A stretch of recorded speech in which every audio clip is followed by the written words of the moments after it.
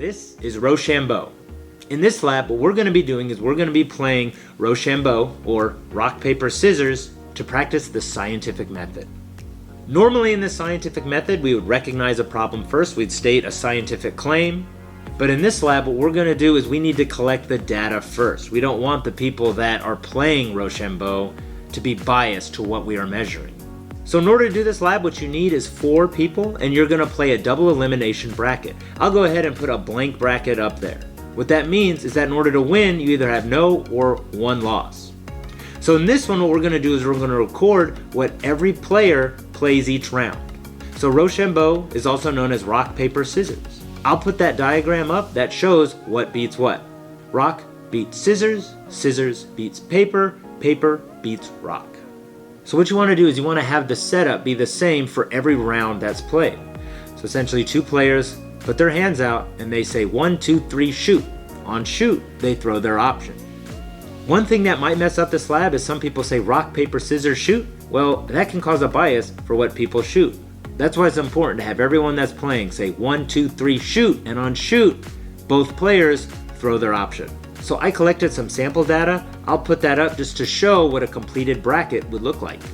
Now using this data, we can practice the scientific method. The first part of the scientific method is recognize a problem. So we're going to look at this claim. This is the claim that we are going to be testing. The previous outcome of a round of Roshambo will have an effect on the next round. Basically saying if that person won, lost, or drew, there is a pattern on what people will throw on the next round. So if you're looking at a claim, remember, for a claim to be scientific, there must be a test for wrongness. We must be able to go out and test this for wrongness. The next step in the scientific method is make a hypothesis. A hypothesis is an educated guess as to what you think will happen. Now, a good hypothesis must have a test for wrongness, and it should be as specific as possible, especially when using mathematics. There is no ambiguity. Don't say large, say a number. Large could mean anything. So for example, I might say, I think people that just lost the previous round will upgrade their choice in the next round more than 70% of the time. That is specific, and we can go out and test this. The next step in the scientific method is to make predictions based upon the hypothesis. This is basically asking, what is the cause of what you think will happen? I think people will play something different just because psychologically, if they lost with that hand, they think it's a weak hand. Or if they won with that hand, they think it's a strong hand, even though there is no advantage to disadvantage over each option that was thrown. The next step in the scientific method is to perform experiments based on predictions. So when designing an experiment, what we need to do is we need to identify the independent variable, dependent variable, and constant variables. The independent variable is what we are manipulating. The dependent variable is what we are measuring. And constant variables are things we want to keep constant in our experiment as to not affect our results. So if we look at the test data to see if the previous round of Roshambo affects the next round, this is what we get.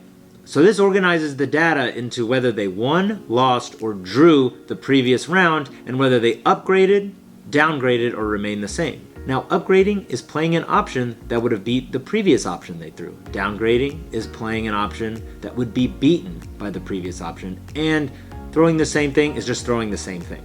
Now, another thing we can look at is what people threw on the first round.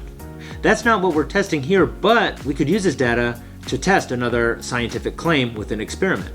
Now, the last step in the scientific method is formulate a general rule. I like using Roshambo or rock, paper, scissors because it's real easy to say, well, if you won, they lost, they would most likely do this, then you should do this.